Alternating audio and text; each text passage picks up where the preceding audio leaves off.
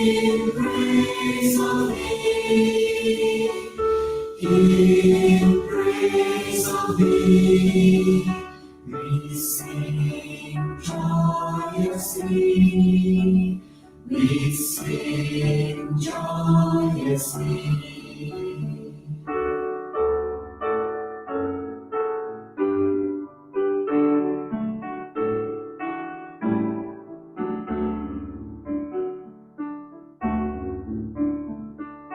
In praise of thee, in praise of thee, we join in meditation, our hearts are full and free.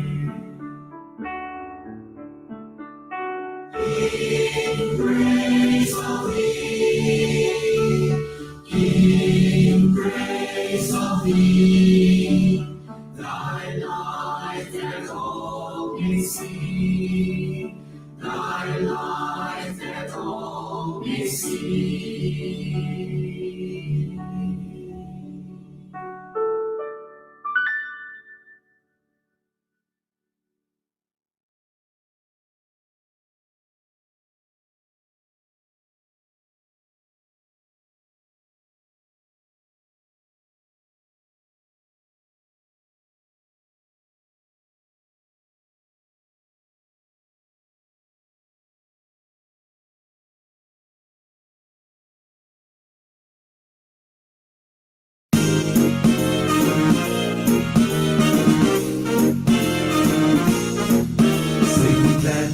Boys and maidens, your hymn of praise today. This right that children's voices should blend in sweetest lay. Oh, praise the holy teacher who found the root of pain, and by his life triumphant, the power of self has slain. The power of self has slain. Come sing your boys and maidens, your hymn to the Lord. It was for all his children, his wisdom be upon. Sing praises of the Master, who found the holy way, which we will safely follow to everlasting day, to everlasting day.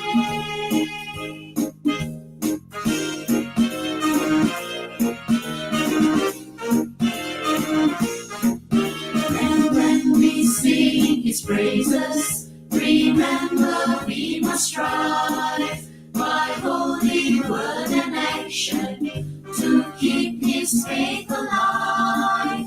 Oh, let us try to follow the holy path he found, with love and with compassion. All forms of life surround, all forms of life surround.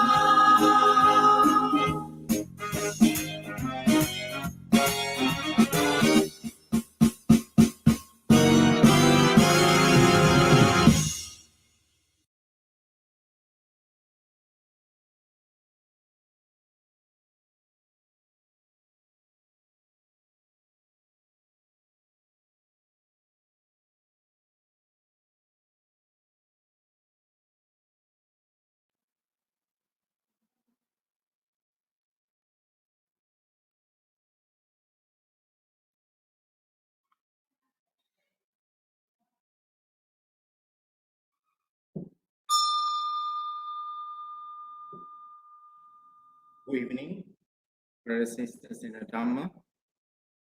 Before the commencement of our talk tonight, let's prepare ourselves to pay respect and take refuge in the Chukojam. Please put your palms together, inhale and exhale mindfully. Bring your attention within. Feel a sense of calm and peace. Connect with the Buddha, Dhamma, and Sangha from your heart. Namo tassa bhagavato arahato samma sambuddhassa. Namo tassa bhagavato arahato samma sambuddhassa.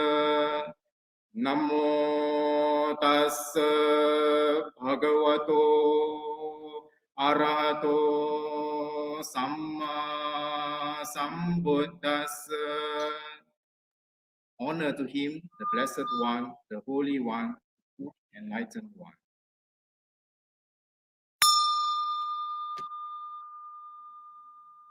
Buddhang saranang gacchami. Dhammang saranang gacchami. Sanghang saranang gacchami. I go to the Buddha as my refuge. I go to the Dhamma as my refuge. I go to the Sangha as my refuge. Dutiyampi buddhang saranang gacchami. Dutiyampi dhammang saranang gacchami. Dutiyampi sanghang saranang gacchami. For the second time, I go to the Buddha as my refuge. I go to the Dhamma as my refuge. I go to the Sangha as my refuge. Tatiyampi buddhang saranang gacchami. Tatiyampi dhammang saranang gacchami. Tatiyampi sanghang saranang gacchami. For the third time, I go to the Buddha as my refuge. I go to the Dhamma as my refuge.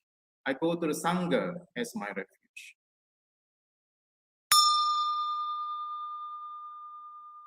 Anatipata veramani sikkhapadang samadhiyami. Adinna dana veramani sikkhapadang samadhiyami. Kamesu miccacara veramani sikkhapadang samadhiyami. Musavada veramani sikkhapadang samadhiyami. Sura meraya majjapama dattana veramani sikkhapadang samadhiyami.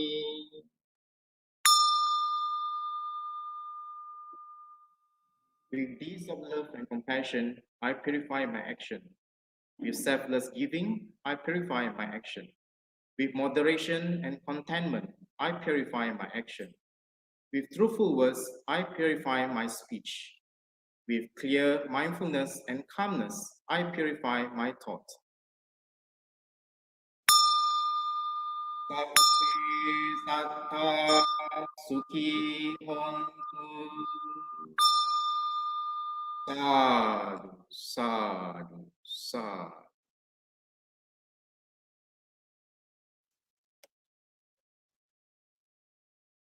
Sukhi hontu again, brothers and sisters in the Dhamma.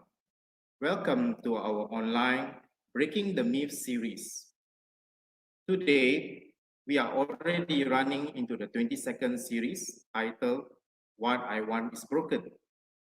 Sekiai Melaka is the host for tonight's talk, and I am Brother Danny.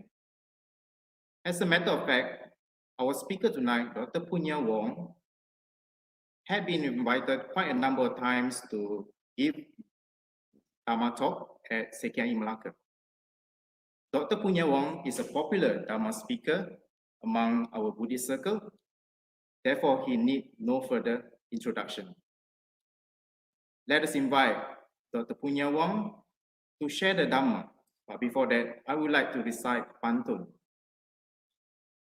Buah Durian kulitnya berduri. Banyak biji isi buah delima. Kini saya menyusun 10 jari, menjemput Dr. Punya, berkongsi Dhamma. Silakan. Thank you, Brother Danny. I'm afraid I have no reply to a beautiful pantun like that. That is way beyond me. And Namo Buddhaya to the Dhamma family in Malaysia, Singapore, Indonesia, and the rest of the world. We're very happy that we have viewers from all over the world now, and some of them have to be at unearthly hours to watch this sharing. So thank you so much, and welcome, Namo Buddhaya again. Let me share my screen.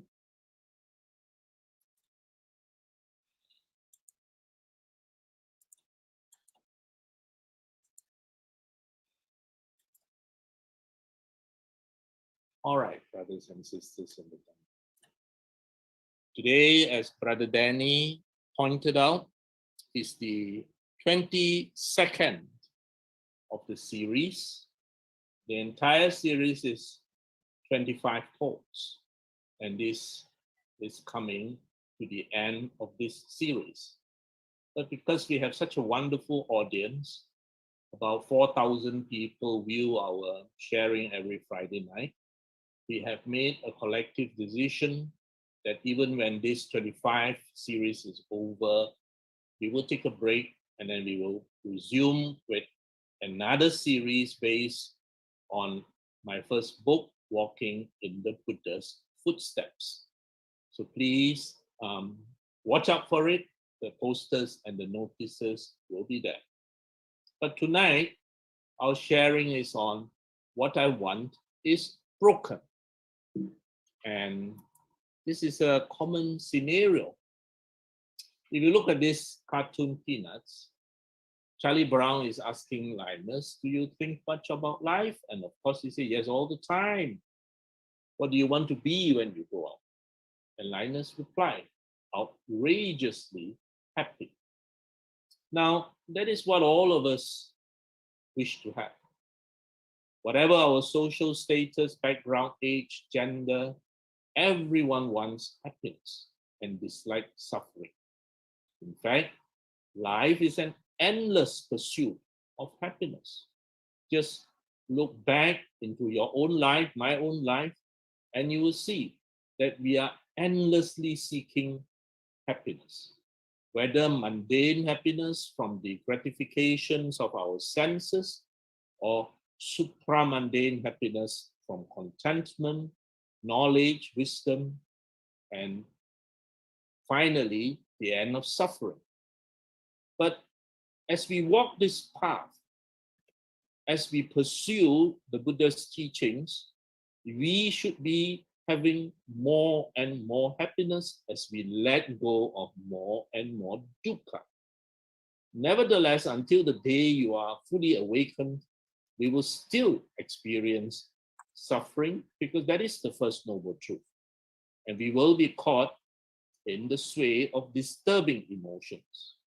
And the Buddha's teachings, even before we become enlightened or awakened, teaches us how to handle these suffering and how to be not caught in the sway of disturbing emotions. Now, I love this story. Such a profound story. And if you do not understand it, it doesn't make sense at all. But a Chan master, Chan is Chinese for jhana, a meditation master, was given a hand fan made from the horn of rhinoceros by the governor of the district. Surely this is very precious, very delicate, but he did not make much of it and casually put it in his room. On a particularly hot day, he needed a fan. And so he asked his attendant to please bring this fan from my room. The young man went to the room and to his horror came back reporting that the fan is smashed by the weight of books that had been placed on it. Well, the master said, in that case, he said in reply to his young attendant, bring me the rhinoceros. Another student observing this conversation had an awakening. And this is represented by this little image we see here of a monk sitting on top of a rhinoceros. Sister from Subang Jaya Liming is still looking for such an image. So what does this conversation, which seemingly sound nonsensical, teach us? Yes, in hot weather, a fan is valuable and precious. And in the hot weather, like what we experience in Malaysia or in the summer of temperate countries, a fan is indispensable. To most people, the happiness depends on that fan relieving the heat. And we are all like that. Our happiness depends on a lot of things without which we become despondent. But in this situation, the precious fan is broken. To most of us, that would be unhappiness. But the Chan master said, bring me the rhinoceros. And this is not only illogical, but impossible too, as the rhinoceros is not indigenous to China. And in fact, if possible, it would be dangerous. So what does this mean? What is he trying to tell? What is he trying to teach his attendants? Now, Chan training requires that we each see this story, reflect upon it, and then come to an aha moment, a conceptual breakthrough, where we see the lesson behind the story. The master had asked for the impossible, compassionately teaching us that our happiness need not depend on the conditions that we had set. To all of us, the condition at that point for happiness is a fan cooling us down by its breeze. But the master had asked for the impossible. And in this, he is compassionately teaching him and all his students that our happiness need not depend on these conditions that we had preset. And many times in life, what we had preset is impossible, just like in this broken fan. So asking for the rhinoceros represents accepting the impossible, living with the worst case scenario, no fan, no relief from the heat, the rhinoceros in the room. A situation whereby most of us will find unacceptable and unhappy. And yet the Chan master said, we can live well, contented and happy, even within that context. So often my wife and I will use this expression whenever we have something which disappoints us or something which would appear to be causing unhappiness, then we will say, bring me the rhinoceros, which means, yes, it is the worst, but we can still be happy because our situation need not dictate our emotional state of mind. So this requires a paradigm shift in attitude and thinking. For to most of us, if not all of us, our happiness is dependent on what we have to be happy. In this context, people want to have a fan, in modern times an aircon, to be happy. But if you can be happy, even when you do not have, and even in difficult situations, then you have truly mastered your emotions. And we may now understand why, to many people, the historical Chan masters appear a bit odd and possibly even mad, as their approach to life radically differs from the general populace. So our emotions, whether happy, sad, angry, all arise within ourselves because of cause, condition, and effect. But when you look at your own mind, you can realize that these emotions need not be me or my emotion unless I allow it to be. So the classical text is very short. It's just a few lines, as in most Chan stories. But here, what is the lesson is that within what we learn from the Buddha Dharma is that it employs our human intelligence in dealing with our disturbing emotions. And I often use this phrase, we train our rational mind to be the dominant force instead of the emotional mind. For the untrained person, his emotional mind or her emotional mind becomes the decision maker. And that's why so many of our decisions, right or wrong, are made because of emotions. It is rare that you will find a person who makes his decision not because of emotion, but because of logical, rational analysis. If you understand Chinese, you will see these two lines. 佛在心中, 心中有佛. This is one of the very first things I learned when I embarked on my journey in the Buddha Dharma.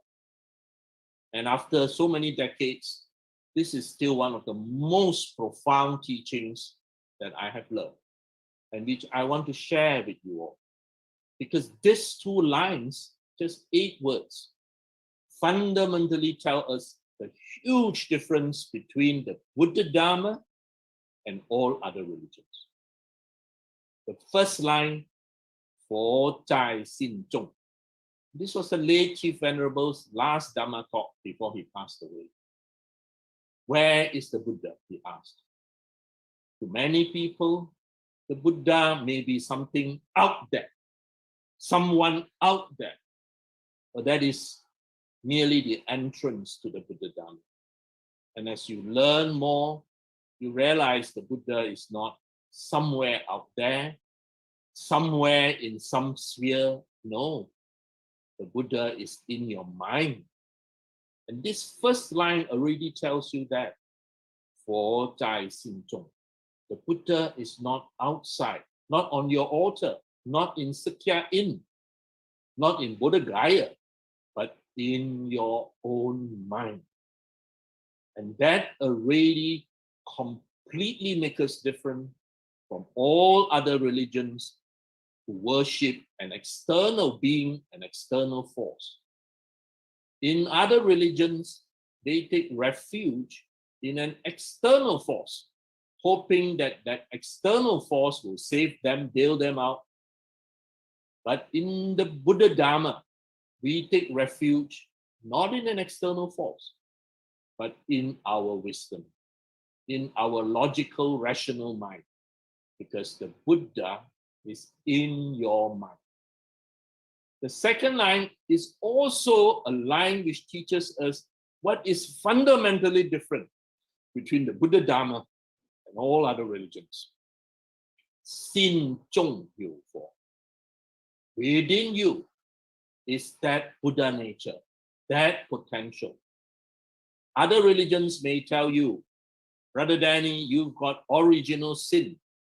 And unless that original sin is forgiven, you will burn in hell.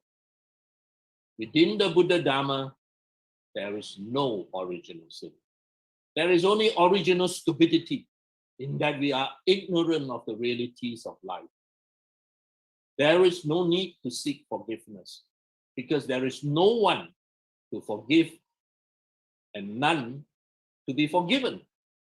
What is being taught instead is within you and me and every one of us is that potential to be awakened, to evolve to be a noble person, a superior spiritual being. That's why 心中, in your mind, 心 here doesn't refer to heart, but to your mind. You have that potential to be awakened. So instead of starting with a negative point that you are a sinner, you have got original sin, you are bad, destined to eat the dust of the earth. No, the Buddha Dharma begins the other way around, that you have all that potential to be wonderfully good. That's why these two lines are so important, that I actually made this t-shirt and gave it to all my close friends to remind them the wonderful teaching of the Buddha Dharma. So all that we do originates in the mind or our actions. And if you have a good heart, a good mind, whatever, wherever, whenever you are, with proper motivation, your activities will be wholesome and helpful. Now, of course, all of us have to work and earn a living. And in the era of COVID-19, this becomes even more stressful, as a lot of people have pay cut and a lot of people have lost their jobs. Now, many people among us actually see our boss, our employer, more than we see our spouse. Now, of course, if you work from home, you may see your spouse more. But when you're working from the office, you spend 8 to 10 hours a day looking at your bosses. We spend more time and energy dealing with difficult co-workers than we actually do with our own children. So work has become our personal identity, accomplishment to find purpose and meaning in life. Now, do you realize that within the Buddha Dharma, all work is spiritual practice? Every little bit of thing that you do in work is spiritual practice. Not just what you do at a meditation center or a temple or a Buddhist society, but everything that you do that has a spiritual worth. And it does not matter what your occupation is. It's only whether it is wholesome, unwholesome, and the effort and the dedication and your attitude to this work that is important. And here at the corner, I shared a Tan story, which I've shared so many times. Again, in the actual text, if you read, it is very brief, but the lesson is so profound. This is a monk who have trained for many years and traveled across mountains and valleys looking for masters to teach him another new secret, another new technique. And he heard that Zhao Zhou is a very eminent master. So he traveled far and near and reached Zhao Zhou's humble monastery. And he asked the Venerable Abbot Zhao Zhou, I have just entered the monastery. Please give me some guidance. And the Abbot Zhao Zhou asked him, have you eaten your rice gruel, i.e. your porridge? And the monk replied, yes, I have eaten. And Zhao Zhou said, then go wash your bowl. And with that, the monk had an awakening. Typical of Tan, it is just only these few lines that are in it. And Brother Danny now has to go into retreat and meditate on this for 3 months and come back and tell me the lesson he has learned. But this is again such a profound lesson. It took me years before I could understand what it means. Reading Ang Mo books didn't help because they didn't understood. Now, almost all of us are like this monk. We travel from center to center when the interstate thing is open, meditation center to meditation center, master to master, asking to be taught. Maybe there's a secret in the Mahasi method. Maybe there's a secret in the Sun Lun method. Maybe this venerable knows a secret. Frankly, none of them have any secrets. And we have learned a lot. We have read a lot. Some even have the entire Tipitaka in their computer. You have all 吃饱了. You have all eaten the Dhamma to the neck. 全部已经吃饱了. This is a play of Cantonese words. 读饱蓄. You have already eaten to the full. And that's why Zhao Zhou asked the monk, have you eaten? And the monk replied, yes, I have eaten. And Zhao Zhou replied, then go wash your bowl. Apply the Dhamma in your daily life, in everything that you do, from something so mundane as washing a bowl, all the way to being a cardiothoracic surgeon or a structural engineer. Apply the Dhamma. You have learned enough theory. Go wash your bowl. And among my friends in JB, we often tease each other when we go eat food. 你吃饱吗? And then they reply, 吃饱咯,去洗碗, which is in the original text, just that few lines. But we know what we each mean, and then we have a good laugh and say, yes, we must practice the Dhamma. I hope these two lessons sink well into our consciousness, but they are very profound lessons. So work is where we face the fundamental truths of life.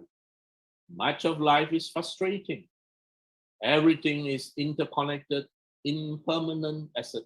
And any one of us who have worked will know how true this harsh reality is, no matter what occupation you are in. You're an engineer, you got engineering stress. You're a doctor, you got doctor stress. You're a typist, you got typist stress. You're a computer programmer, you got computer programmer stress. Why?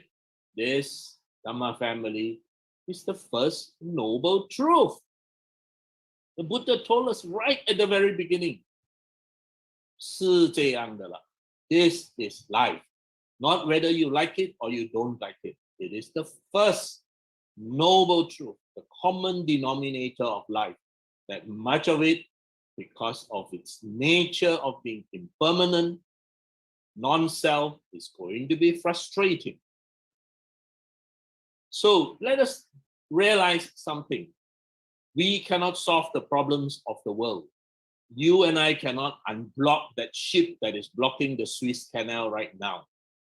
But you and I can start with ourselves. We can start by helping ourselves to train our mind. So the Buddha's teachings are above all practical. First, it is not about some reward in the sky.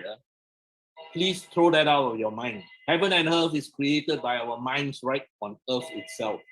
It is about here and now. You want to see hell? Go to a dialysis center. You will see hell there. You want to see heaven? Look at someone falling in love. So happy. It is not about theory. It is not just a way of thinking.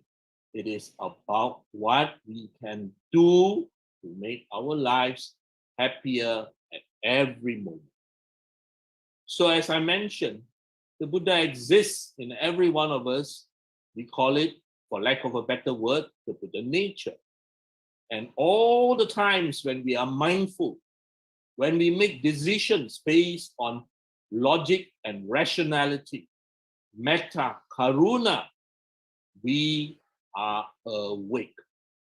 When we are acting based on greed, hatred, delusion, no more metta, no more karuna, that is when the Buddha nature in us is asleep, covered over by layers of defilements.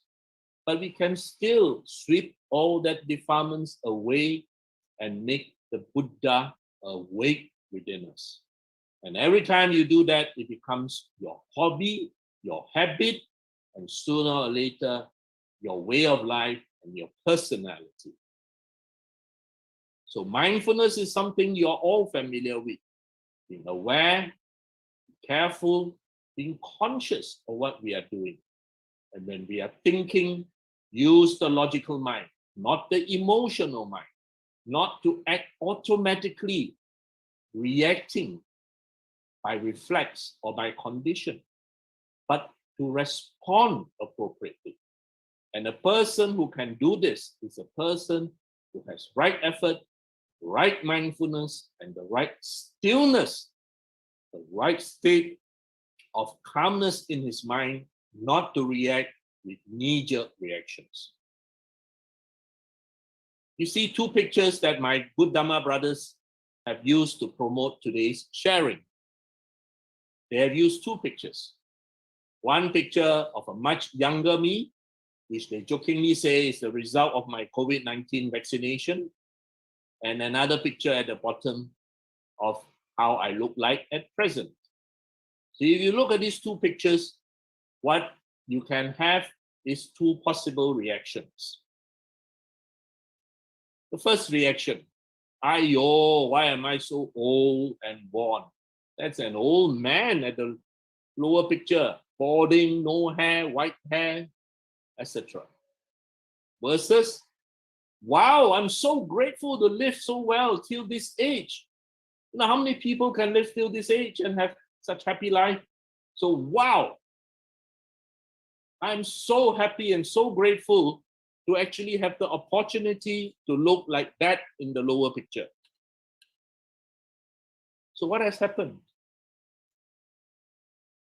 It is a change in attitude, a change of perspective. And someone may actually ask, hey, Brother Buddha, did the Buddha really teach this, man, or you make it up yourself? No, absolutely the Buddha taught this. And my name was given to me, Puna, because of this. I suppose the teacher wanted me to have a change in attitude, a change in perception, and to teach. Because Puna was a good teacher documented in the Nikayas as the Puna Sutta. I've taken an extract from here. The Venerable Puna went to see the Buddha and asked the Buddha to give him an instruction in brief. That is a standard line, because in those days they hardly have the opportunity to see the Buddha. The Buddha is always moving. And so when they have the opportunity, they will ask, can you please teach me in brief the Dhamma? After which, let me go, contemplate, reflect, meditate, think. And then I will use this teaching there. And the Buddha had taught the Venerable Puna. And now he said, well then, Puna, now that I've instructed you, in which country are you going to live? Because he's going to travel now in turn to teach. And the Venerable Puna said, Lord, there is a country called Sunaparanta. I'm going to live there. And the Buddha said, Puna, the Sunaparanta people are fierce. They are rough. If they insult and ridicule you, what will you think? Now, I used to teach before the COVID-19 lockdown in Singapore very regularly. And I used to tease my Singapore Dhamma family that maybe Sunaparanta is actually Singapura. And of course, we all have a good laugh. Okay? But here in this record, the people at Sunaparanta are apparently very fierce people. And so the Buddha is asking Puna, of all the places, why do you choose to go there? What if they insult you, ridicule you? Because you're trying to go and teach them. What will you do? And the Venerable Puna replied, if they insult and ridicule me, I will think these Sunaparanta people are civilized, very civilized, in that they don't hit me with their hands. That is what I will think, oh blessed one. And the Buddha said, what if they hit you with their hands? What will you think? And he said, oh, they are very civilized, in that they don't hit me with a cloth, a wood. Huh? And the Buddha said, what if they hit you with this wood? And he'll say in reply, oh, the Sunaparanta people are very civilized, then that they don't hit me with a stick. And then the Buddha said, what if they hit you with a stick? And he still said, oh, the Sunaparanta people are civilized, in that they don't hit me with a knife. So you look at the attitude the Venerable Puna had. Amazing. And what if they hit you with a knife, the Buddha said. And even then, he said, they're very civilized, in that they don't take my life with a sharp knife. The Buddha then, of course, praised the Venerable Puna and said, you have the right attitude to be a teacher. So the Venerable Puna, in short, did go to Sunaparanta. He taught very successfully, and then he died there. And the people from Sunaparanta actually came to inform the Buddha of this. And the Buddha told them that the Venerable Puna was an Arahant. So what the lesson we learn here is, first, learn the Dhamma, utilize it, have a change in our attitude, and then, of course, live it in our everyday life using that shift. And I call it a seismic shift in attitude, literally an earthquake. Now, the beauty of the Buddha's teachings is how they always return our attention to your own mind. Everything you feel and do is driven by our mind. This means you can follow the path of awakening, no matter what anyone else around you is doing. Our awakening and growth is not contingent on others, because your refuge is not external.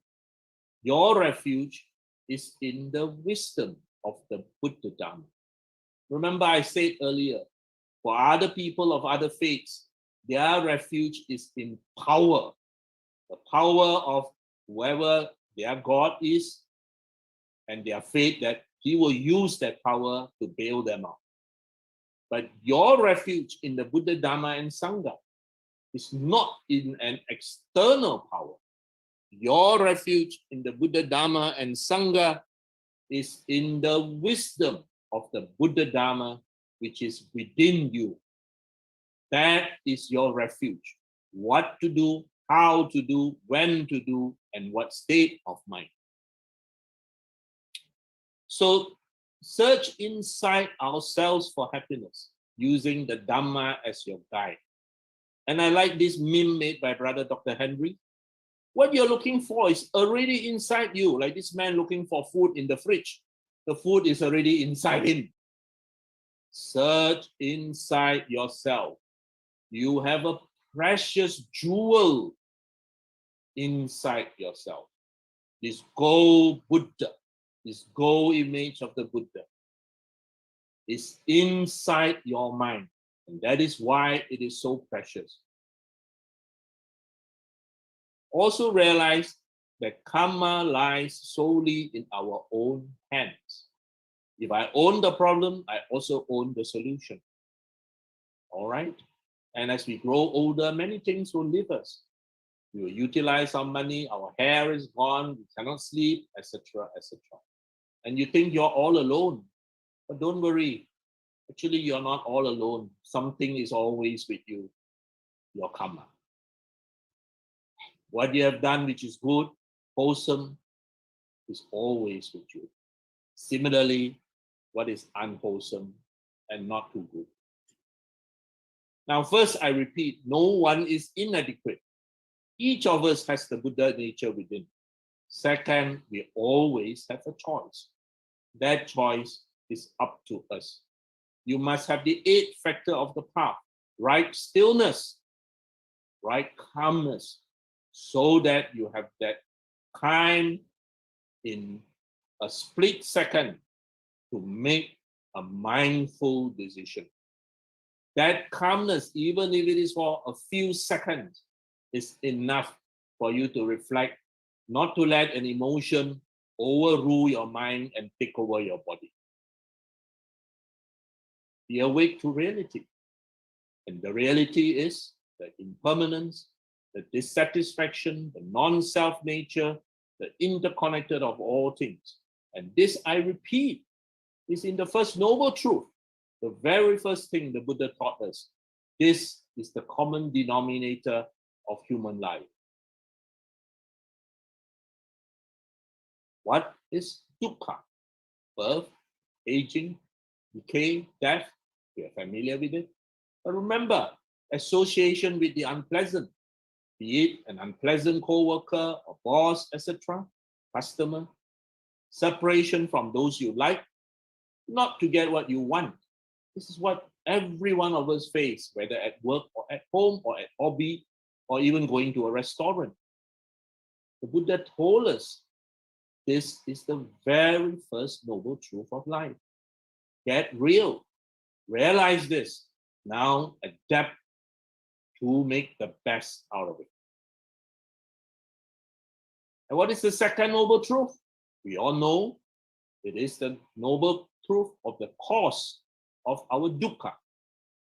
And you know, it is from tanha, craving for kama tanha, for K-A-M-A, one M, sensual. K-A-M-M-A and K-A-M-A are completely two different words. K-A-M-A is sensual objects, pleasures. That's why just now Brother Danny chanted Kame Sumi Chachara. One M. the abuse of sensual pleasures. So one of our causes is our craving for sensual pleasures. And you say, oh, bhava tanha, often interpreted as lifetimes, but no, bhava tanha is our craving for becoming. That means you got something good now. You don't want to let it go. You want it to have more and more and more and more. You want it to continue to become like that. You're going to be very disappointed because nothing is permanent.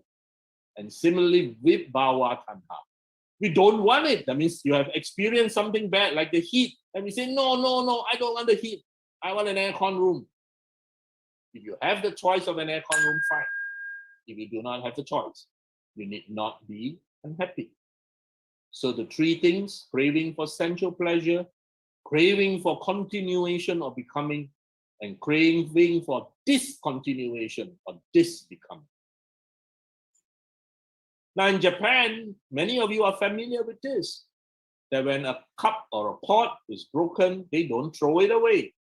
They send it to an artisan who lovingly glue it back together and use gold dust or lacquer. If you are rich, gold dust. If you are not so rich, lacquer, to actually cover up all the cracks so that the cracks are now an object of beauty. Even within imperfection, which is almost all the time, you can have happiness. And Ajahn Chah's teaching of him using a cup and people asking him, you know, this world is so impermanent. How can you protect your loved ones from harm, illness, and death? And Ajahn Chah held out a cup and said, someone gave me this cup. Beautiful. Beautiful cup. One day it will break on my table, shelf, whatever. But I know that this glass is already broken. So I make full use of it now. I enjoy it incredibly. And one of the Buddha's profound teaching to us is anicca, dukkha, anatta. This cup is already broken. Realize that it's a fact of life, a universal characteristic. So when it breaks, do not mourn, but be grateful that it has served you well. Similar with all the other things in life which are impermanent. So our perception is very important. And I thank again Brother Dr. Henry for making this meme for me. To a lover, a beautiful woman is a delight. To a monk, a distraction. To a mosquito, a good meal. It's the same person, but three completely different perceptions. So we can change our perception, and amidst what is so-called impermanent, dukkha, unhappy, we can progressively, day by day, live happier because we know these realities. We adapt and we no longer hold on to it, crave for it, or demand that it be changed before we are happy. So our daily life must and can become our spiritual practice. And Buddhist spiritual practice comes down basically to effort and mindfulness. So our spheres of life, be it working, at home, pursuing a hobby, it's all spiritual practice. I now share another Chan story which I love very much. I call it walking to the toilet.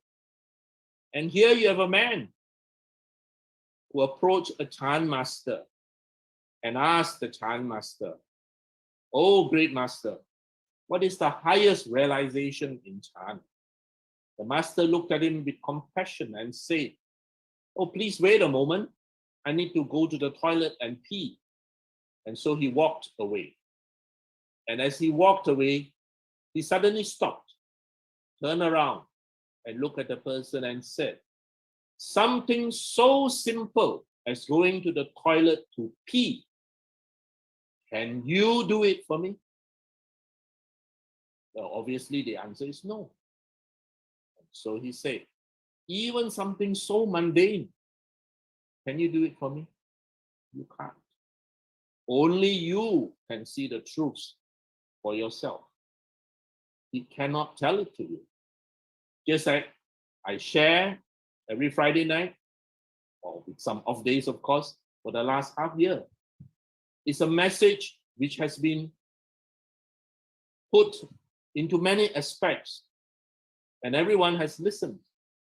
But unless you see it for yourself, it will not have much of an impact. And I love this Chan story because it is so true. Every one of us here had learned, but we are not washing our bowl. Every one of us is still looking for someone to pee on our behalf, which is impossible. So right livelihood within the Buddha Dharma is part of spiritual life. Are you aware that among the various spiritual traditions in the Buddha Dharma, right livelihood is right smack in the Eightfold Path? So simply put, that means our work must be helping and it must not be harming any living beings. Are you aware that the 5 precepts that Brother Danny Teo just chanted, they prevent us from harming other people? They are guidelines to make sure that you walk within these confines. Do not harm other people. Out of the 5 precepts, are you aware that the only precept that is theoretically for you, strictly for you, is the 5th precept? Because that precept demands that you have a clear mind. If you do not have a clear mind, all the other 4 precepts are meaningless. The other 4 precepts serve to protect your friend, your family, your wife, your husband, etc. Now, you can even be a garbage collector, and in the spirit of metta karuna, be well on the way to awakening. Be well on the way to be a very good person. There is no question that garbage collecting is right livelihood, while a greedy and high-paying position in a corrupt and greedy field, which I will not name, is not right profession. Now, walking the path may ultimately lead us to change careers, but sometimes our personal and family commitments may not allow an immediate change. However, in the end, only a career that will help us develop spiritually will make us truly fulfilled. So I'm so happy that Brother Danny just now also looked at the 5 aspects of the 5 precepts from a positive way. And this is another way of looking at the 5 precepts. First, I embrace the teaching of loving kindness. That's why I do not wish to harm, etc., etc. All right? So what are your wants? If your wants is like in this background, which a sister made for me, then there will be no end. And you will never be happy. The art of being happy is to be satisfied with what you have and do not have. Very often you hear people tell you the art of being happy is to be satisfied with what you have. I want to add another line, which is more important. I think the art of being happy is to be satisfied with what you do not have. That is even more important. Now we live in an environment, a world of instant noodle, instant coffee, instant success. And nowadays people have very little patience. They want instant success in everything. Even our dear little Snoopy here is impatient. But calmness and stillness is something the Buddha said is very important for us to have success. If not, you will make wrong decisions. So while Kopio, without sugar, from television, from Kruang, supplied by Brother Jusing to me, keeps me awake physically, and I'm very grateful to him. He never accepts back money from me. Whenever he buys this, I've already given up already. But I have to be grateful for him giving me this, because every time I have to teach a class, I will take a cup of coffee to make sure I don't become comatose because of my students. But it is not coffee, brothers and sisters, which keeps us awake spiritually. It is the Dhamma which keeps us awake spiritually. And I hope we always use this. Now, I like icons. Those of you who have been to my house will see I have icons everywhere, because icons are important to remind us of our commitments. And here is a factory in UK, a storehouse, sorry, not a factory, a storehouse in UK. And right in the midst of this storehouse, the developer of this storehouse has built a Buddhist stupa to remind everyone of the qualities that he and hopefully the company hold dear. If every one of us can do this for our environment, we would have added a little extra to remind ourselves constantly of the Buddha Dharma. Excuse me. Brother Whaley, Brother Muihan loves photography. I wonder how many of us among here, 281, are aware that the Canon camera that you use, such a popular camera before the handphone came, but still a very popular camera nowadays, made in Japan. How many of you are aware that the original name is Kuan Non, the goddess or the Bodhisattva of compassion? And in fact, this is the first Canon camera. If you look at the logo, you will see Kuan Non, the Bodhisattva of compassion. And how many of you are aware that the lens, the very first lens in the Canon camera, is called the Kassapa lens, after Maha Kassapa? And that is because the developer was a Buddhist. What do you use a camera for? To take sharp, accurate pictures without distortion, with correct vision. And his vision is the Buddha Dharma will give you that correct vision without distortion, without prejudice. And so when he made this camera, he named it Kuan Non with a Kassapa lens. As the camera became so popular and internationalized, they realized the poor people in the West could not pronounce this word. And so it became Canon, a word which is now universally familiar to all of us. So this is a wonderful icon. Every time you guys take a camera, be it whatever brand, realize it is giving you correct vision, sharp vision, and that is what the Dhamma is trying to do. Now, a Chan student was walking with his master when it started to rain.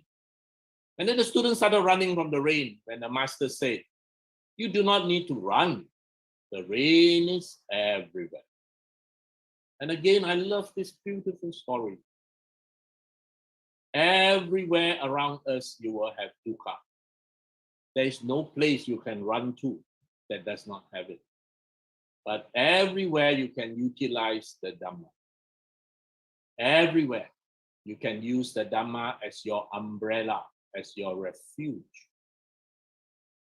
There is no escape with mundane or sensual gratification. It is only temporary. Now, non-self is a very important application. We are all familiar with this sort of cloth. It's called muslin cloth. The holes are big. You can almost see through. And if the wind blows, the wind will go through it. Now, if you realize that you and me, there is no concrete, no permanent self. We are just energies. That you and me is like this muslin cloth. People who insult us, scold us, call us bad names, say bad things about it. As long as you don't block it, you let it flow past you, like a muslin cloth allowing wind and air to pass through, nothing happens. It's only when you have an ego as big as a mountain, as solid as a rock, and that's where you will get hurt. The Buddha had taught non-self as one of the fundamental teachings. And also, please do take care of each other, your Kayana meters, everyone, because we are all interconnected. What you lose as you walk this path is your greed, your hatred, and your ignorance. Finally, when you lose all your greed, all your hatred, and all your ignorance, that is the third noble truth. And what is left when you have lost your greed, your hatred, your ignorance? What remains is metta, karuna, mudita, upekkha, and nibbana. Our development, our improvement, while on a mundane materialistic level, is important for us to earn a living. But long-lasting happiness must develop on a mental level. So you need to develop both your career, materially, physically, and very important, mentally. I hope none of us will live to say this, that youth is a folly, adulthood a struggle, and old age a regret. I hope none of us in this group of 295 people will live to say these three words, these three lines, which is very sad. Now, all the strategies that I mentioned are open secrets. I myself have said this so many times, and any book you pick up on the Buddha Dharma will also have it. But whether we have actually learned it, seen it with insight, and applied it is entirely up to each individual here. With that, I want to thank you. Thank you very much. And I now pass the stage back to Brother Danny.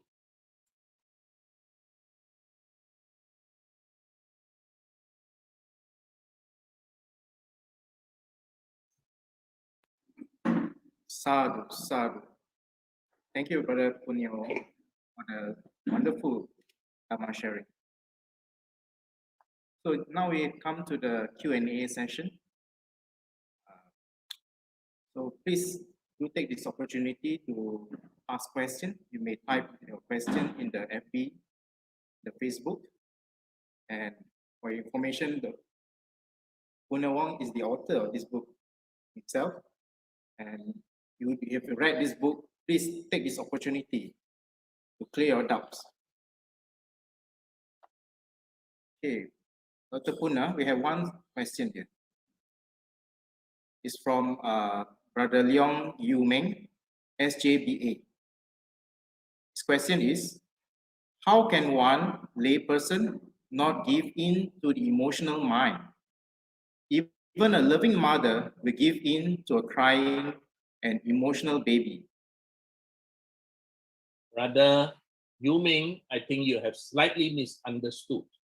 I said, do not allow the emotional mind to dominate you so that you make wrong decisions. For example, when you walk into a mall, you will see very wonderful and beautiful window dressings.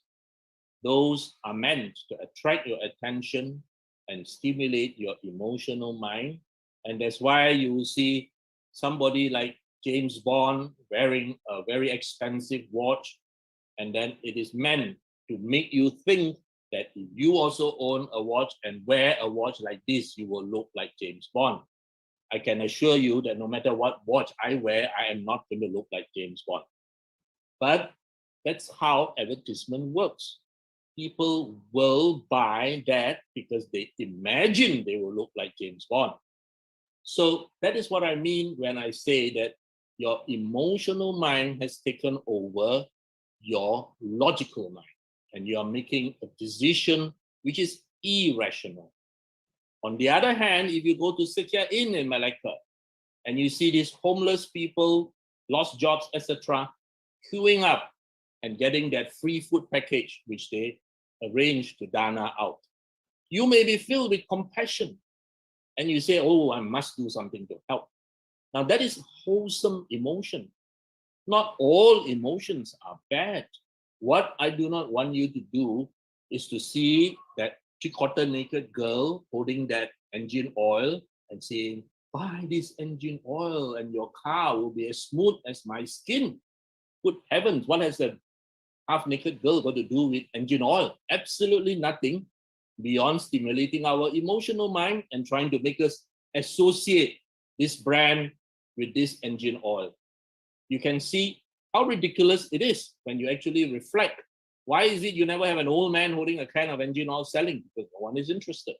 So this is what I'm trying to say. You've got three minds, a brainstem, an emotional mind, and finally your logical mind or your neocortex. For most people who are untrained, decisions are very, very dominated by emotional minds. If you look back at your own life, you will find so many of your decisions are made because of emotions, not because of logic. Here we are asking you, review that emotional mind and see, is it worth, correct, logical to act in such a way? This is what meditation trains you. Samatha meditation trains you to calm that emotional mind so that the emotional mind does not dominate your thinking process. Vipassana meditation trains your intellectual mind to look objectively and come to a decision. That's why you need both. You need both samatha and vipassana for you to come to rational decisions, because you must not allow our emotional mind, which has evolved over hundreds of thousands of years, and a lot of it is based on greed and on anger and on ignorance. You imagine if you see something that made you angry, your emotional mind will dominate you.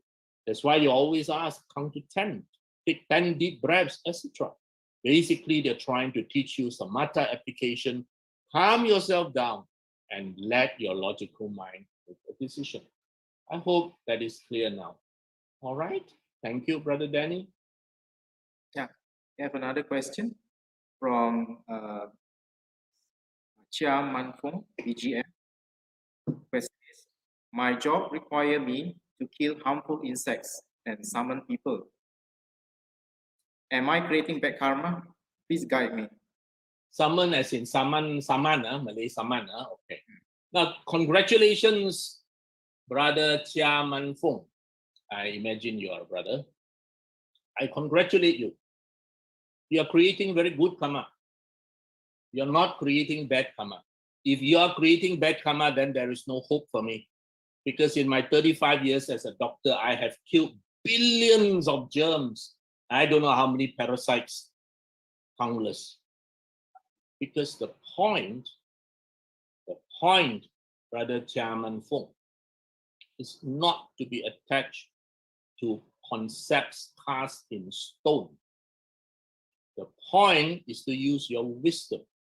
I have killed billions of bacteria in my life. People see me with all kinds of infections, we treat. We are killing beings which are breeding. Okay? Similarly, a question often is raised to me, oh, during dengue season, should we go around fogging? I say, of course, unless you're an idiot, you will obviously go around fogging.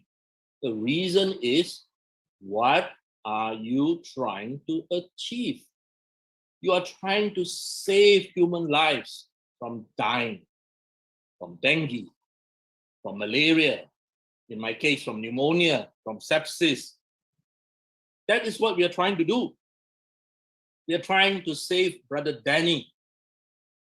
And if there's an outbreak in Brother Danny's district in Malacca, I would say you'll be a very unwise person if you do not fog, because you're trying to save Brother Danny. You're not trying to kill Brother Danny. In fact, if you say, oh, I'm a very good Buddhist, I do nothing, I just sit there, then I say, not only are you incompetent, you're quite stupid, because now Brother Danny may die as a result of your incompetence. So we always have to ask ourselves, remember, what is karma? Cetana is karma. Intention is karma.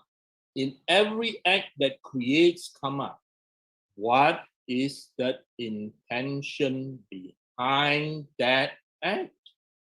That is the question you have to ask. If your intention is because you love to go and whack the grasshopper, when we were children, we are so cruel. I still remember in primary school, we had this patch of grass behind our classroom. And during interval, boys being boys so naughty, we go and catch the grasshopper. And then we do terrible things to the grasshopper, pull one leg out, pull this out. I'm sure every one of you did that. All right, those were bad, innocent days. So that's bad, because the intention is purely for your own sadistic enjoyment and torturing that poor grasshopper. But here, your intention in fogging is not that. Your intention is to save Brother Danny Teo's life. It's like me saying, Brother Chia Man Fong, why do you boil water before you drink it? If you are so attached to the words, then don't boil the water. The reason being, within that water is a lot of life. That's why the Jains go around with a broom sweeping the floor before they even walk. And they wear a mask because they say, even I breathe, I might breathe in something. And they can't cook their food. They have to eat it raw. They have to eat the vegetables without cooking this, boiling that, adding this, adding that. Because to them, the more you do, the more killing. So why are you cooking your vegetables, Brother Chia? Why are you boiling your water? This is what I'm trying to say. What is your intention? And your saman. Now, if the guy breaks the law, he parks double park in Kuala Lumpur, even triple park, by all means summon him, because you are doing your duty. He is very, very bad in his action by making convenience to himself and inconvenience to the rest of society. Your duty is to try and stop this. And so if you summon him, I again say congratulations. You're doing very good karma, because your intention is for society to run smoothly. All right? If not, if everybody does what he wants, you can imagine the harmonious living that Buddhists pursue with the Eightfold Path, with our precepts, will go down the drain.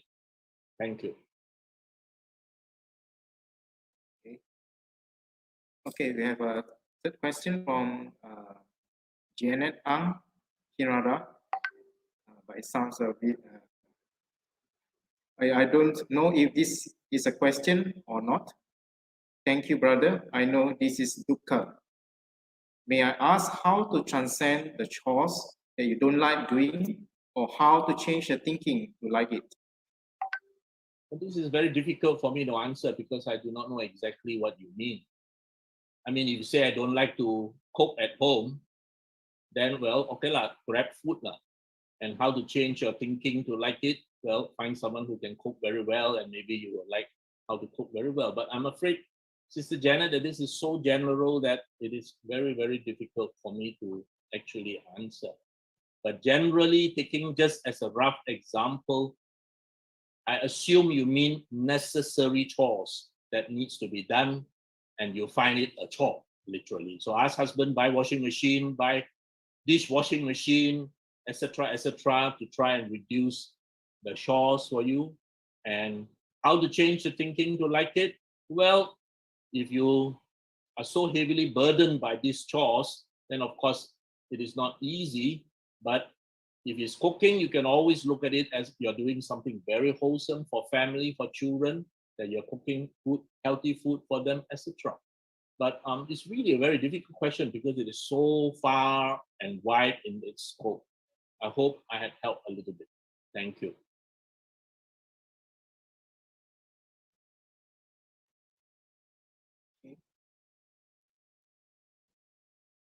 Okay. Okay, there's one question from Brother Jimmy Wong, TBCM. How do one steer one's spouse who is very emotional to be rational? Well, Brother Jimmy, again, this is a difficult question, because you do not know why that person is very emotional. A lot of times it is a whole lifetime of upbringing all the way from childhood that has made a person what he is, and maybe even from the Buddhist viewpoint from past lives. So it is not easy. Now, if the person is emotional and yet functional, that means serving her duty as mother, as spouse very well, then of course we say that that is not pathological. But if one is very emotional, irrational, and not functional, then we say, well, that's pathological.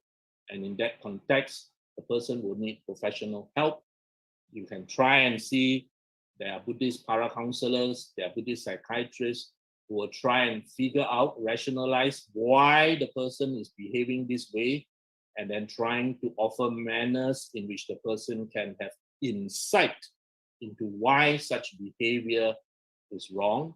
In other words, this is what we call behavior modification therapy, which is actually very difficult because unless the person has insight that my behavior is destructive, it is going to be very, very difficult to change. Certainly, you're not just going to put 3 joss sticks on an altar, pray, and you expect the person to change. So I repeat, it takes a lifetime of development for us to make what we call our personalities, or maybe even more than one lifetime. And often, childhood traumas, upbringing, education contribute. I repeat again, if the person is very functional, that means despite being emotional, doing the duties of wife, mother, etc., very well, then it is a different story. If the person is very emotional and because of that emotional state becomes destructive in behavior, that is when you need to seek professional help. And nowadays, you're lucky. There are many Buddhist counselors, there are many Buddhist psychiatrists who will be willing to help you and maybe even do childhood regression, etc., to see whether that can be identified as why the person is like that. Okay. Okay. Next question from Alessandra Chin from PGF. In relationship matters in our daily life, for example, choosing life partner, dealing with parents, children, friends, etc., when the logical mind and emotional mind come into conflict, which mind shall we choose? Alexandra Chin, sister, I hope you realize that when the logical mind and the emotional mind are in conflict, that is what you call dukkha. A lot of our unhappiness and emotional stress arises because our logical mind is in a different direction from our emotional mind. For example, your emotional mind tells you, oh, I want to buy this. And then your logical mind say, no lah, we have got enough money. And then you have this conflict. And then you might do some crazy things to get it. Now, as I said, we are creatures of emotion by evolution. All right? Our limbic system evolved much, much earlier than our neocortex. So by evolution, your emotional mind is much more powerful. That's why all diets will ultimately fail. A doctor can advise Brother Danny till the cows come home about you must eat this, you mustn't eat that, blah, blah, blah, blah, blah, because it's good, that is bad, etc., etc. Danny will remember it for 1 week, 2 weeks, and then after that, elect. That's it. Why? Because we are telling him to do something against his emotions. The next time he walks past the shop and he sees this wonderful Nyonya Kueh, which is so fragrant and sweet, which he knows is bad for his diabetes. So for 1 week, he say tahan. 2 weeks, he say tahan. 3rd week, emotional mind will take over. The emotional mind will say, you must be a fool. After you die tomorrow, there you cannot eat how? Okay, eat. That's why all diets will fail. Because ultimately, there are few people whose logical mind is so dominant that they say no. No means no. Now, you can put it another way. Now you know why men have affairs. You will wonder why the man must be crazy, isn't it? Good family, good wife, beautiful children, and yet he has affairs outside. And that's because when he sees this beautiful girl whom he had an affair with, his logical mind is suppressed by his emotional mind. He doesn't think anymore. His emotional mind is dominant. So given a choice between logical mind and emotional mind, is like saying a teenager wanting something. A teenager's emotional mind is very dominant. That's why you will scold people, stop behaving like a child, grow up for heaven's sake. What do you mean when you say that?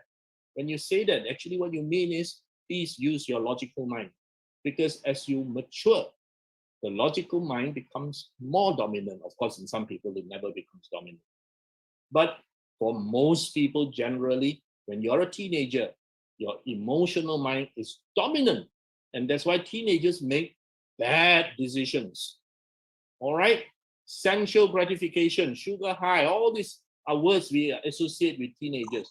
So Sister Alexandra Chin, where there is between logical mind and emotional mind, of course the logical mind is better, especially when the emotional mind is teaching you to do things or pulling you to do things in directions which are unwholesome. As I mentioned earlier, some emotions are actually wholesome. You see people suffering, you want to help. You see someone in pain, you want to relieve. Those we say, yes, we must do something. But a lot of our emotions, because of our years of evolution, is based on what is in there for me. Greed. All right. So one of the lessons I've been taught is always ask yourself, if you can take the I out of this equation, will you still make the same decision? Think about that. I think that's a very useful thing.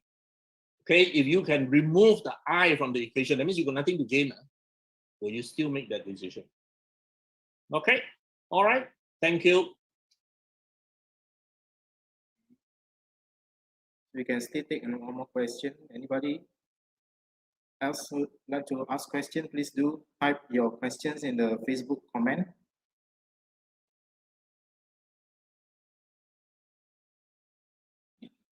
Please take this opportunity to overcome your hindrance of Vichikicha, skeptical doubt. If you have read this book, have skeptical doubt, please take this opportunity to ask questions.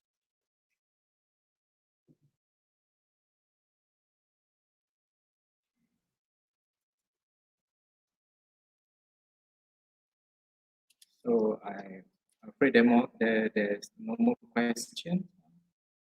Okay. So if there's no more question, we shall wrap up our talk tonight.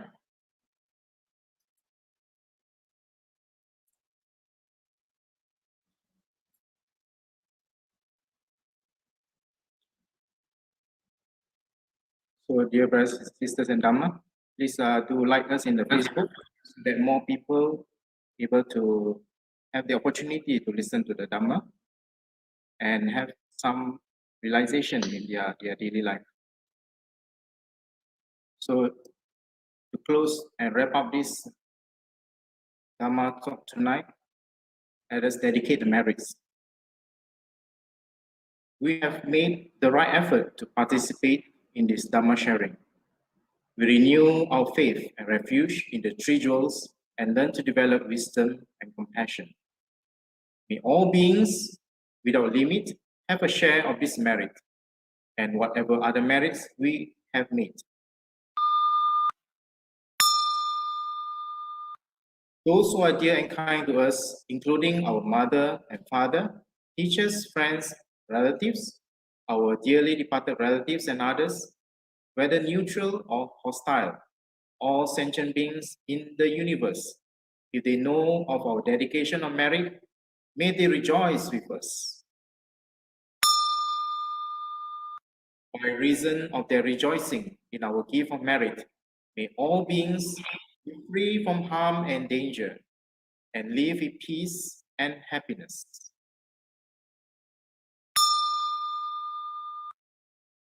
Ittavata ca ammehi sambatang punya sampadang sabbe deva sabbe satta sabbe bhuta anumodantu sabba sampatti siddhya idang me nyatinang hotu sukita hontu nyatayo Idang me nyatinang hotu sukita hontu nyatayo.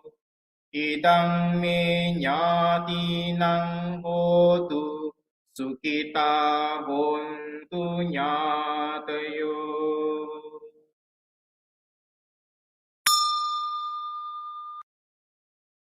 Aspirations. May we meet with wise friends and teachers who guide us along the path of Buddha Dhamma, and finally attain the perfect state of Nibbana, where all suffering cease. Imina punya kammena mame bala samagamo satang samagamo hotu yava nibbana pattiya. Sadhu, sadhu, sadhu.